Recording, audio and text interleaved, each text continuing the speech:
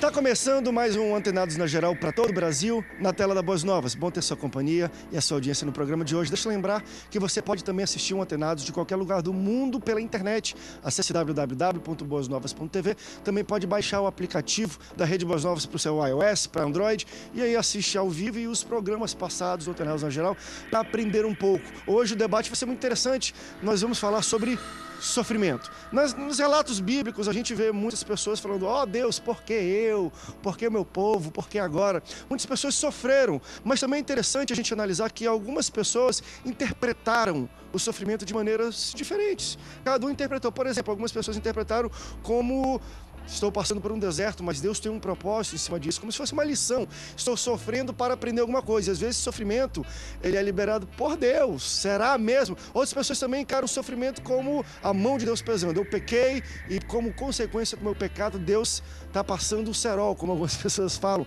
passando o rodo. A gente também vai falar um pouco sobre essa interpretação. Outras pessoas também entendem que talvez os seus pais, os seus avós, antepassados fizeram escolhas erradas, e por causa das escolhas erradas dos pais, dos avós, existe uma certa maldição hereditária, e por causa dessa maldição eles sofrem do mesmo mal que o pai, que o avô, que o bisavô sofreram. Será que isso também acontece? Vamos falar também sobre sofrimento do justo, do ímpio. O que é sofrimento?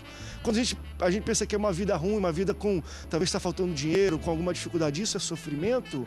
Algumas pessoas também que não acreditam em Deus e vivem na bonança, têm muito dinheiro, elas sofrem. A gente está falando de sofrimento na terra ou um sofrimento eterno? Para falar um pouco sobre sofrimento à luz da Bíblia, recebo ele que é pastor do Ministério Clevan, pastor Alexander Costa. Pastor, bem-vindo ao Antenados. Tem muita coisa sofrida para falar hoje aqui no Antenados. Pastor André Pastores, é um prazer estar aqui. Fiquei muito honrado, André, de ser convidado para discutir e conversar sobre esse tema, sofrimento, o justo, por que o justo sofre. Eu acredito que o justo sofre porque Deus é soberano, porque todas as coisas cooperam para o bem daqueles que amam a Deus, e como entender que um sofrimento pode ser, na realidade, uma grande bênção para a vida daqueles que são justos. E da vida daquele que ainda não conheceu o Senhor Jesus, muitas das vezes a consequência dos seus atos os alcançam, e aí isso muitas das vezes é transformado em sofrimento. Mas eu creio, para a Igreja do Senhor, que sofrimento é uma grande oportunidade para o povo de Deus, e a gente vai ver à luz da Bíblia o porquê que eu penso assim. Como oportunidade, também recebo ele que é pastor da igreja, da primeira igreja batista do Grajaú, também escritor, pastor Wellison Magalhães. Pastor Wellison, bem-vindo ao Antenados. Eu agradeço o convite, é um prazer estar com todos vocês. Eu acho que é uma oportunidade da gente explicar um ao outro aqui, né? Muito obrigado pelo convite. Seja bem-vindo, e ainda mais nessa época de Copa do Mundo, aquele pênalti. O Brasil, nós somos sofredores, mas a gente aprende, tomara, né? Que a seleção, o pessoal tenha aprendido isso como uma lição para mudar aquele meio de campo que não funciona. Mas já estou colocando futebol no meio do debate de sofrimento. Eu também recebo ele, que podemos chamar técnico, mas é mais bonito coach. Ele é coach, palestrante, teólogo, escritor e líder da escola de treinamento da VAR de liderança, meu amigo pastor Márcio Fiorino. Pastor Márcio, bem-vindo ao Antenados. Sofreu também nos pênaltis, né? Sofri. Jesus. Na verdade, eu sofri o jogo todo, porque o jogo todo foi sofrido. E eu espero que a gente fale hoje aqui sobre o porquê o justo sofre e por que o ímpio sofre também. Porque aqui no início o pastor Alessandro colocou a questão do ímpio de colher o que ele plantou. A gente também fala isso, mas o justo também não colhe o que ele planta. Por alguma maneira, a aproximação dele com Deus abona ele das consequências dos seus atos. Já é para falar? Não, ainda não, mas fazendo debate também recebo ele que é pastor, secretário estadual de missões da Igreja do Evangelho Quadrangular no Rio de Janeiro, pastor Carlos Leonardelli. Pastor, bem-vindo ao Antenados na Geral. Obrigado, André. Prazerzão estar aqui, muito bom poder estar no meio de pessoas tão abençoadas. Vamos com certeza falar desse assunto e trazer a todos aqueles que estão nos assistindo uma palavra de sabedoria, e com certeza nós estaremos ajudando a tirar dúvidas de algumas pessoas que hoje estão passando alguns problemas na sua vida e que precisam ser orientadas por todos nós. Seja bem-vindo, você pode participar conosco. Durante o programa vamos colocar os contatos para você interagir com o Antenados na Geral. Pastores, eu levantei aqui no início, enfim, na introdução, algumas maneiras de interpretar um sofrimento, e o pastor Alessandro pontuou muito interessante que, olha, André, quem vive com Deus, quem tem Deus, o Espírito Santo, nós esperamos que ele tenha uma interpretação, vamos dizer assim, sempre linear, que é sempre um aprendizado. Porém, existem outras maneiras como interpretarmos o sofrimento. André, eu não estou fazendo apologia a sofrimento aqui, deixa bem claro isso. Mas nós somos e fomos alcançados e pertencemos a um Deus que é soberano. Se nós olharmos para os homens de Deus da Bíblia, nós vamos ver que sempre, na vida de cada um deles, tinha sempre uma dose de sofrimento. Mas que esse sofrimento tinha um fim proveitoso. A Bíblia diz que todas as coisas cooperam para o bem daqueles que amam a Deus. Todas as coisas. E muitas das vezes, dificuldades que nós vivemos é fruto das nossas escolhas erradas. Mas a soberania de Deus não perde o controle em relação a isso. Deus é tão poderoso que Ele às vezes tolera e permite, e às vezes usa isso para estabelecer o propósito eterno que Ele tem na vida de cada um de nós. Agora, isso em nada isenta a pessoa das suas escolhas. Essa é a grande questão. Calma aí, como é que eu entendo um Deus soberano, um Deus que decretou todas as coisas, então não sou responsável pelas minhas escolhas? Sou sim, e isso pode me gerar consequências. Eu posso até ser pego de surpresa, André, mas o meu Deus não. Então Ele é tão poderoso que Ele pode usar disso, e depois a gente vai citar alguns exemplos, que isso pode ser até uma ferramenta para que Ele estabeleça o propósito dele na nossa vida. Eu costumo dizer que o sofrimento é uma universidade de Deus, né? Que Deus nos coloca numa cadeira no deserto. A gente costuma utilizar o deserto como uma imagem do sofrimento, né? A gente é uma linguagem muito comum nossa, deserto, vento. A gente sempre fala isso de forma muito comum. E eu acredito que o deserto é um lugar em que Deus muitas vezes nos coloca ou nos permite estar, ou mesmo nós nos levamos para lá, onde nós aprendemos demais. O sofrimento não é uma maldição em si. O sofrimento pode ser uma consequência do que nós fizemos, e aí foi uma escolha minha, particular. Deus não tem a ver com a minha escolha, a escolha é minha. E eu acredito muito que a escolha que eu faço, eu ensino o meu filho, eu tenho um filho de 19 anos, e desde pequeno eu ensino meu filho o seguinte: olha, tudo que você faz, aprenda isso, tem consequências, boas ou ruins.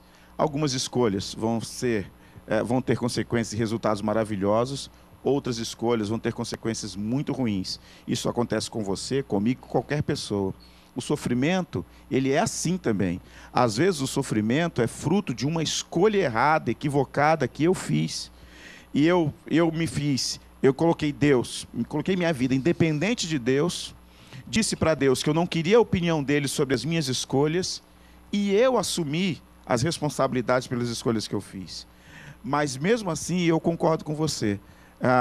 Deus usa até as minhas escolhas erradas para fazer com que eu aprenda com elas, amadureça e cresça. Por isso que eu chamo o sofrimento, o deserto, o vento, seja o que for, como uma grande escola, como uma grande universidade onde a gente pode sentar e aprender. Ao invés de ficarmos amargurados, apenas sentindo a dor, sair de lá dizendo o seguinte: eu aprendi numa grande escola e Deus me permitiu aprender com ela. Eu concordo, mas eu acho que vai muito além disso tudo, porque o sofrimento, André, ele é para todos.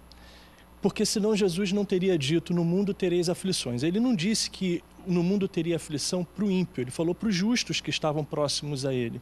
Então, os discípulos, os apóstolos ouviram essa palavra de que eles sofreriam aflições. Aonde começa o sofrimento? Começa lá no Éden. O sofrimento começa no pecado de Adão e Eva.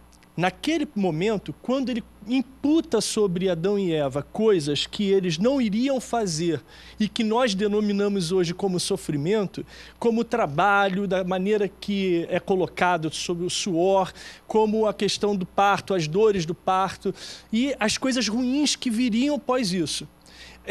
O sofrimento, ele não é uma exclusividade do ímpio. O sofrimento é de todos.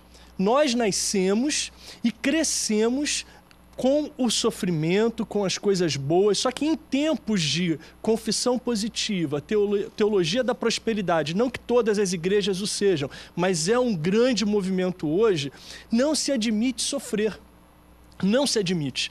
Se você dá o dízimo, se você oferta, se você está fiel, quando você não sofre, isso é uma grande mentira. Porque senão, aos olhos dessa teologia, Paulo teria sido um grande fracasso. Aos olhos dessa teologia, Jó foi um grandíssimo fracasso durante o período inicial daquilo que nós sabemos de Jó. Só que Jó, se você perguntasse a ele ao final do livro, dos 42 capítulos, Jó, o que você faria de diferente? Você mudaria a sua história? Ele diria, não! Porque antes eu conhecia Deus de teologia, de ouvir falar, eu conhecia Deus de ler, de observar, agora eu tenho Ele pertinho, eu sinto, eu consigo tatear, eu consigo ser amigo dele. Essas experiências, elas nos aproximam do que Deus realmente quer para nós, do que nós precisamos caminhar e aprender. Jó aprendeu com a experiência ruim dele, e ele chegou ao mais fundo poço que poderia chegar.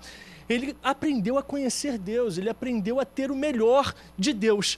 Agora, quando eu me proponho a entender que sofrer faz parte do processo da vida, do amadurecimento, eu consigo também entender que bens materiais, que situações momentâneas, temporais, elas são realmente temporais. O material que Jó tinha foi muito maior depois, mas aquilo não foi responsável por deixá-lo mal. Ele conseguia ainda crer em Deus. A gente não pode apostatar, desistir da fé, desistir na nossa caminhada de acreditar que Deus é o provedor de um futuro melhor, de algo melhor diante daquele problema que ele está vivendo. Agora, André, como reagir? Existem aqueles que têm, são 4 temperamentos, o colérico, o sanguíneo, tem o fleumático e tem o melancólico. Alguns vão reagir de uma maneira e outros vão reagir de outras. Existem aqueles que acreditam que foi por causa do pecado e que pecou, deu legalidade, e aí por conta dessa legalidade ele pegou a situação ruim. Eu acredito o seguinte, que se Deus é longânimo, e muita gente se confunde a bondade de Deus, e aí está se dando mal por confundir, por interpretar mal a bondade de Deus, entre o ato do pecado e a consequência, existe o perdão, existe o arrependimento. Por isso ele é longânimo. E muitos dos atos que nós cometemos, se nós nos arrependermos logo depois, muitos deles a gente não consegue ter nem a consequência. Eu creio assim. Sim. Deixa eu só falar uma coisa assim, que eu acho que, independente de ser fleumático, colérico, qualquer outro temperamento, assim, o olhar para Deus independe da nossa personalidade. Entende? Assim, a forma como nós vamos reagir pode ser caracterizado pelas nossas personalidades, mas a forma como a gente vê Deus, como a gente enxerga Deus, independe da nossa personalidade. Se você é colérico, se você é fleumático, se você é melancólico, não importa.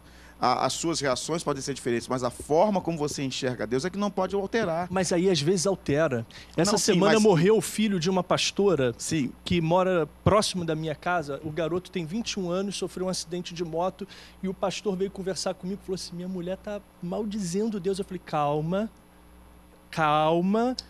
porque Deus conhece o coração dela, sabe que isso... Claro. Se fosse um fleumático, ele não faria o que ela está fazendo. Mas aí ela falou assim, Deus não me ama, eu não quero mais saber de Deus. E eu falei, calma, que Deus conhece, Deus está tratando, Deus está cuidando, ela vai voltar a ser que ela, pastor, mas minha mulher está apostatando. Eu falei, não, ela está sofrendo. Então, mas essa reação emocional não traduz o que ela acredita sobre Deus, é apenas uma reação emocional.